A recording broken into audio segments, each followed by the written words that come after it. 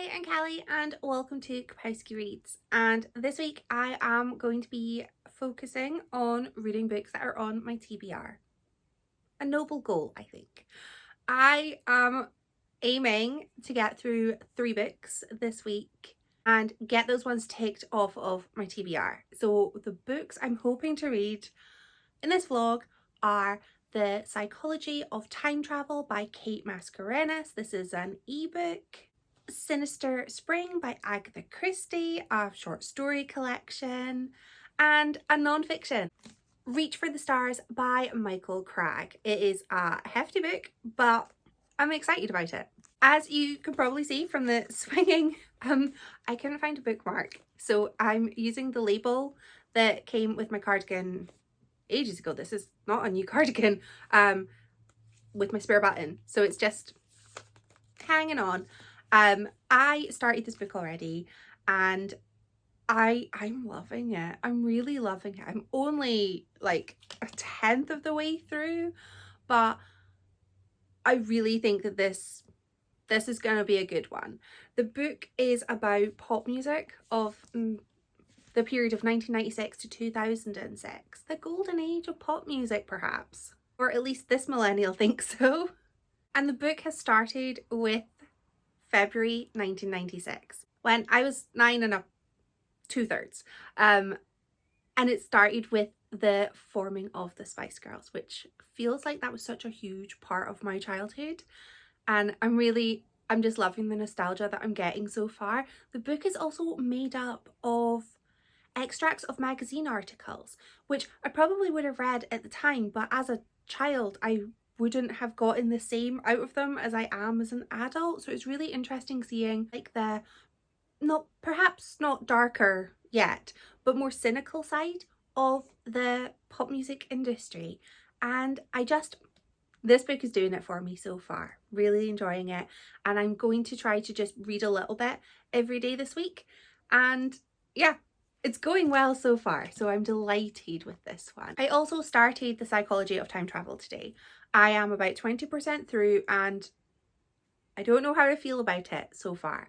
Unlike my non-fiction, I didn't get that I'm gonna love it. Not yet. This one is a murder mystery which involves time travel. Back in the 60s, there were a group of friends, 4 of them, and they created time travel. And it didn't go so well for one of them because she kind of had a bit of a nervous breakdown, because brains, it turns out, are not super okay with time travel. And that makes sense. So instead of her friends, besties, instead of them finding another role for her in their organization, they just ignored her for 50 years. And that's kind of annoying me. That's annoying me. The book keeps jumping around in time. So there's a whole bunch of characters that I've met in addition to the 4 not friends anymore. And it is a little bit tricky to keep track of who is who and their relationships with each other because everyone's a little bit intertwined. But I am really intrigued by the murder mystery because it's a locked room mystery. It seems like it could not have happened, not for time travel. So I'm thinking time travel is going to be pretty key in unearthing what happened in this murder mystery. I'm gonna see how I get on with it because I don't know how I'm feeling. I will report back.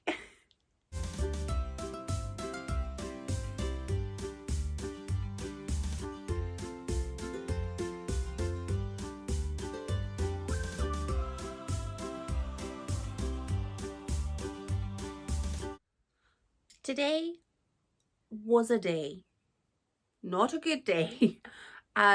Today was a very, very stressful day. Not a good day at all. So I had to go book shopping.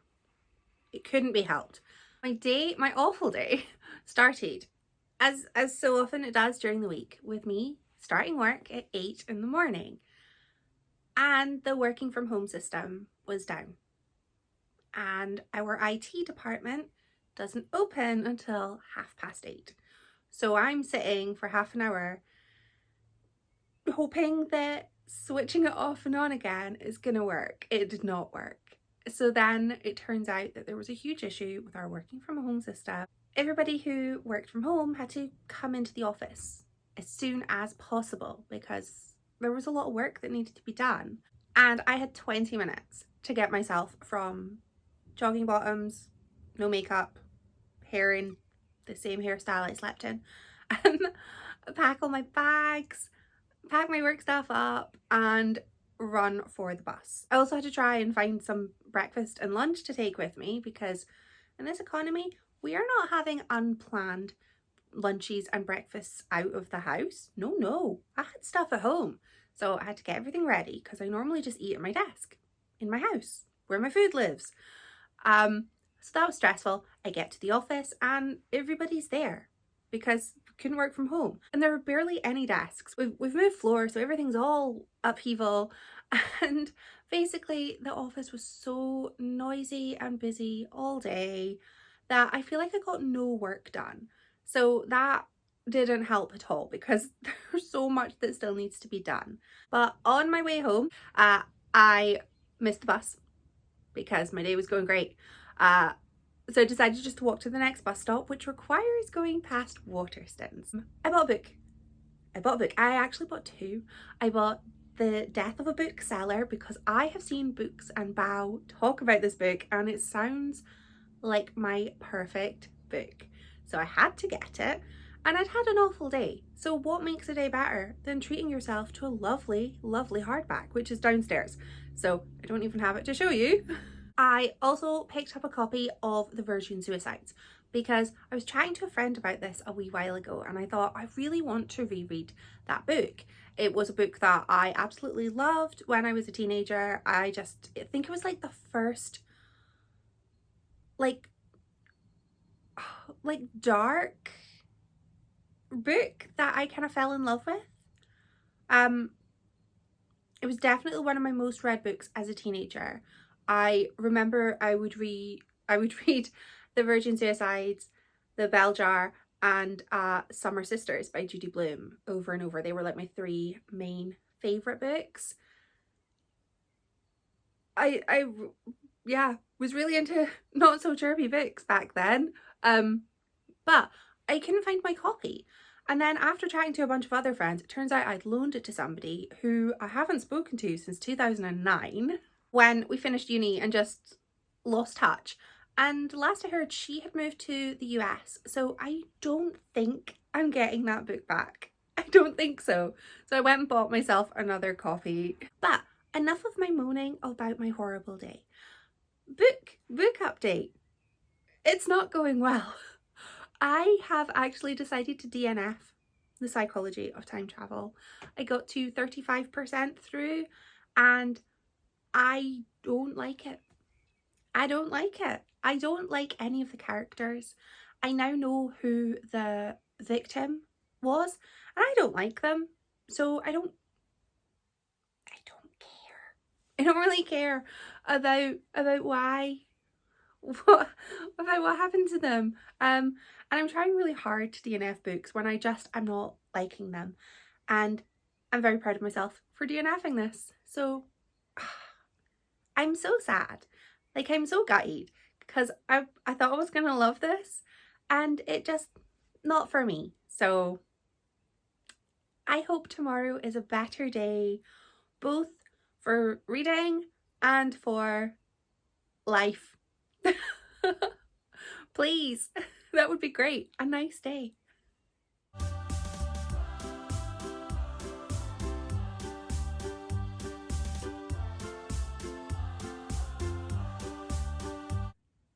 Today is going better so far. Let's not get ahead of ourselves. But I have made some great progress in my two remaining books that I hope to finish this week. I'm now at the half point in Sinister Spring, which at the beginning, I wasn't too sure how I was going to feel about it because I had read the first two short stories in this. The short story collections they're not new. They don't include any new stories, for obvious reasons. But the stories have all previously been published in other collections that I think are relatively popular, quite well known.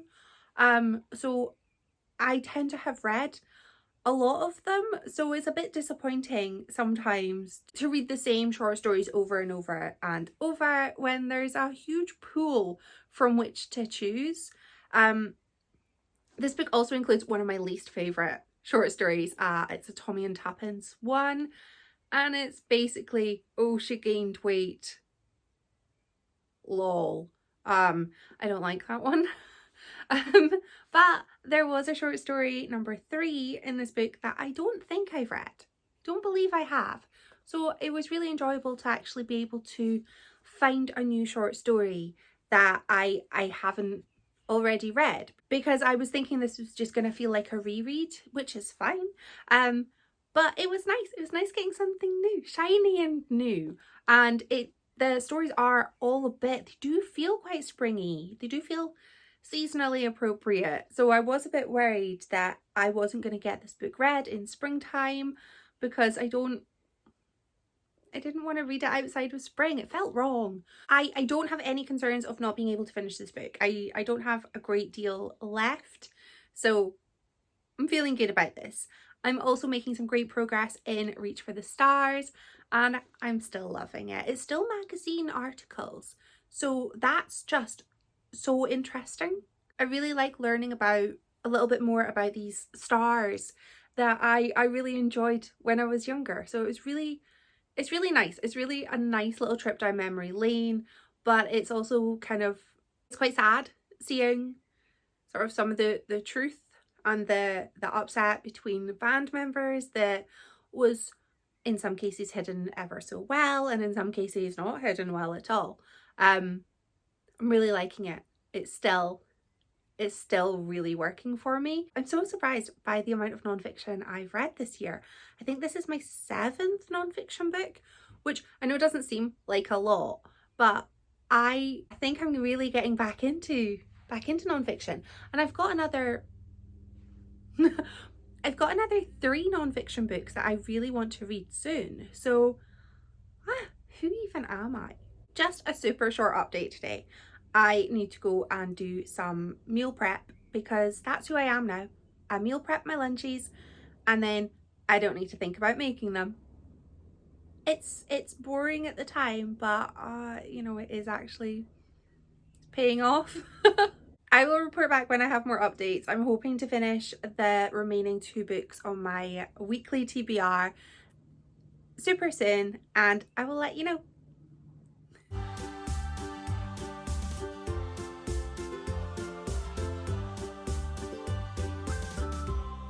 I have now finished the 2 books that I was partway through when last we spoke. And I apologise for any noise. It's starting to become summer. It's obnoxiously warm today, so I have to have the windows open ajar, which of course means that every single car in Aberdeen has decided to drive down our street. That's pretty much how that feels. Don't worry, at some point the helicopters will come too, and we can have all the noises. So first things first is Sinister Spring by Agatha Christie. Gorgeous shiny cover. This was a short story collection, and while they weren't all murder mysteries, they were all mysteries, and that's what I wanted. I wanted mysteries. I wanted some suspense. So I had a good time with this book. It was a solid, I would say, 3-star read for me. It probably would have been more if not for it having my least favourite Agatha Christie short story, which is the one that surrounds the woman whose husband-to-be just simply hates fat women. And I'm like, cool. I don't like that one. And I'd also read the vast majority of these stories already, so I sort of had hoped that it might have been a few more somewhat obscure stories, but rereads are always enjoyable if they were enjoyable the first time round, I suppose. But this was fun. It was a really quick read, and it really did feel like a sort of springtime kind of book. But I want to talk about the other book I read, because I loved it. And I loved it. I just absolutely loved it. So the other book that I was reading this week that I finished was this behemoth. Just over 500 pages, Reach for the Stars by Michael Cragg. This is pop culture at its finest. This is a collection of like magazine articles and interviews surrounding UK pop music from 1996 to 2006. And I was born in 1986, so for me this covered the period of me being 10 to 20. That was like a pretty key period, you know. Most of my sort of growing up kind of happened in that period. This book gave me such fond memories of like my youth, because the bands mentioned in this book, they had written songs, maybe not all written, they had performed songs that I listened to at school discos and at student unions as well. I didn't really realise how important this sort of pop music of this time was to me, but it seems it really hit me in the nostalgic feels. And I just feel like since reading this book, I have been so like happy, just so happy to be sort of reunited with all of these songs that just make me feel joyful. And that's what pop music is. And well, I don't know if that's what it is now. Kind of haven't listened to any music that's maybe post 2009, because that's when I stopped working in retail, and I don't drive, so I don't listen to the radio. So I cannot comment on the state of current pop music, but pop music of the 90s and 80s was fun, it was silly, and it was just uplifting. And this book made me so unbelievably happy. And I need to go make like a playlist full of songs mentioned in this book. I also really liked that this book was a composite of articles, interviews already published. So I'd probably read a great deal of the words before. But as an adult, I had to just pause there because a car was delivering something to a neighbour and had its radio blaring really loudly. So I take it back.